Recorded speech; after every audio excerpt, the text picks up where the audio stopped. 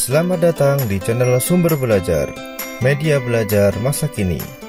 Mari kita belajar materi kelas 5, tema 1, subtema 3, pembelajaran kelima, tentang kelainan otot.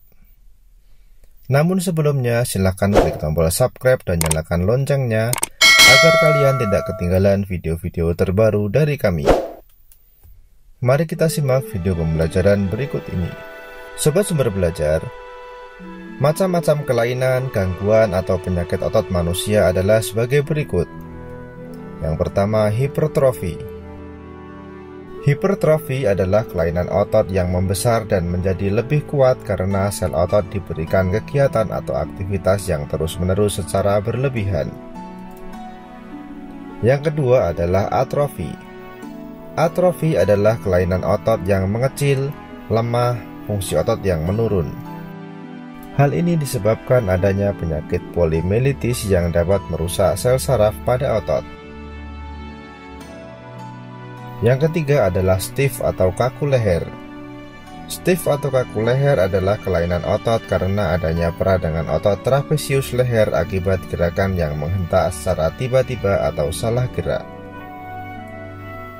Dan yang keempat adalah tetanus.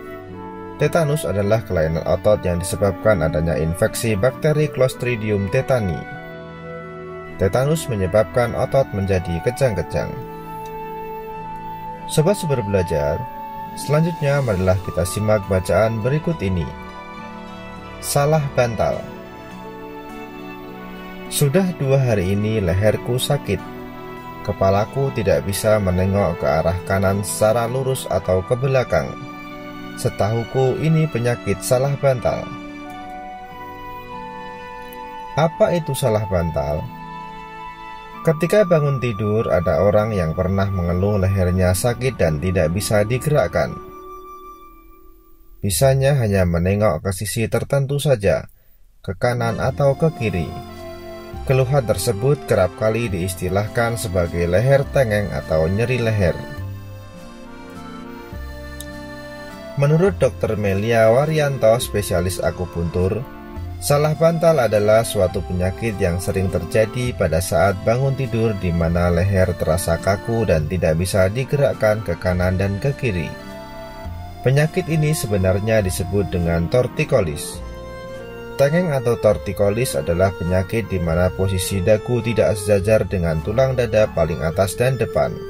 Dagu hanya bisa miring ke kiri dan ke kanan. Kejadian ini bisa terjadi dan dialami oleh siapa saja, baik anak-anak, orang dewasa maupun orang tua. Rasa nyeri pada leher ini bisa berdampak pada terganggunya aktivitas sehari-hari.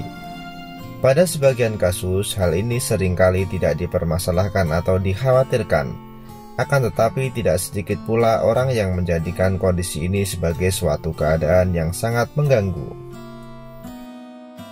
Penyebab tortikolis adalah salah posisi tidur, bantal yang terlalu tinggi, bantal yang kaku sehingga pundak menjadi pegal dan kaku, leher terkilir, tengkuk dan leher terpapar angin dan dingin. Selain itu juga disebabkan oleh cedera atau terkilir pada otot leher dan tulang rawan, sendi dan reumatis otot leher. Nyeri leher juga bisa muncul karena aktivitas terus-menerus yang dilakukan dalam waktu yang lama, salah posisi duduk dan terjadi kecemasan atau stres. Oleh karena itu, kita harus selalu memperhatikan aktivitas yang kita lakukan sehari-hari. Kita juga harus berhati-hati dalam melakukan gerakan yang memanfaatkan kerja otot dan tulang. Semua orang bisa mengalami nyeri. Hal ini disebabkan karena postur tubuh manusia yang berjalan tegak lurus. Posisi kepala di atas ditunjang oleh otot-otot leher dan tulang belakang. Jika otot-otot penyangga kepala tidak kuat dan tidak berada dalam posisi yang baik, maka bagian atas dari tulang belakang akan mudah tertarik dan menimbulkan nyeri. Penyakit ini juga dapat memberikan gejala seperti sakit kepala dan rasa aneh saat menggerakkan kepala. Apabila sudah terkena salah bantal, sebaiknya segera diobati dengan cara dipijat. Namun, dalam memijat harus dilakukan secara hati-hati, jangan sampai justru menimbulkan masalah lain seperti salah urat. Pengobatan ini harus segera dilakukan agar tidak mengganggu aktivitas sehari-hari.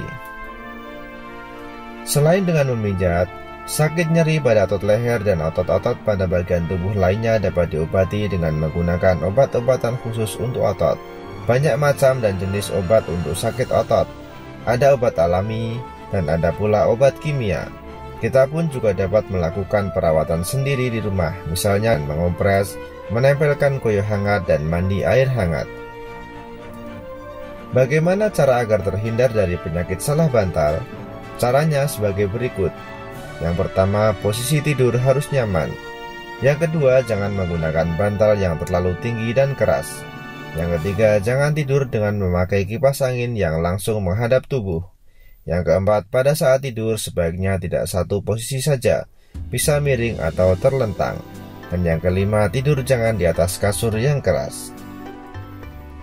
Sobat Sumber Belajar, berdasarkan bacaan di atas, temukan ide pokok masing-masing paragraf. Pada paragraf yang pertama, ide pokoknya adalah sudah 2 hari ini leherku sakit. Pada paragraf yang kedua, apa itu salah bantal? Ketika bangun tidur, ada orang yang pernah mengeluh lehernya sakit dan tidak bisa digerakkan. Pada paragraf yang ketiga, ide pokoknya adalah menurut Dr. Melia Waryanto, spesialis akupuntur, salah bantal adalah suatu penyakit yang sering terjadi pada saat bangun tidur di mana leher terasa kaku dan tidak bisa digerakkan ke kanan dan ke kiri. Pada paragraf yang keempat, kejadian ini bisa terjadi dan dialami oleh siapa saja, baik anak-anak, orang dewasa maupun orang tua. Pada paragraf yang kelima, penyebab tortikolis adalah salah posisi tidur, bantal yang terlalu tinggi, bantal yang kaku sehingga pundak menjadi pegal dan kaku, leher terkilir, tengkuk dan leher terpapar angin dan dingin. Pada paragraf yang keenam, ide pokoknya adalah nyeri leher juga bisa muncul karena aktivitas terus-menerus yang dilakukan dalam waktu yang lama, salah posisi duduk, dan terjadi kecemasan atau stres. Pada paragraf yang ketujuh, semua orang bisa mengalami nyeri. Pada paragraf yang ke-8, apabila sudah terkena salah bantal sebaiknya segera diobati dengan cara dipijit. Pada paragraf yang ke-9, selain dengan memijat, sakit nyeri pada otot leher dan otot-otot pada bagian tubuh lainnya dapat diobati dengan menggunakan obat-obatan khusus untuk otot. Dan pada paragraf yang terakhir, ide pokoknya adalah bagaimana cara agar terhindar dari penyakit salah bantal. Sobat Sumber Belajar, selanjutnya kita akan belajar tentang ciri-ciri komik. Ciri-ciri komik adalah sebagai berikut. Yang pertama, hadir untuk menyampaikan cerita. Pesan dan informasi disampaikan dengan menggunakan teks dan gambar. Ciri yang kedua adalah proporsional. Keberadaan gambar dan teks yang berimbang membuat pembaca komik seakan-akan terlibat dan berperan langsung ke dalam cerita. Ciri yang ketiga adalah menggunakan bahasa percakapan.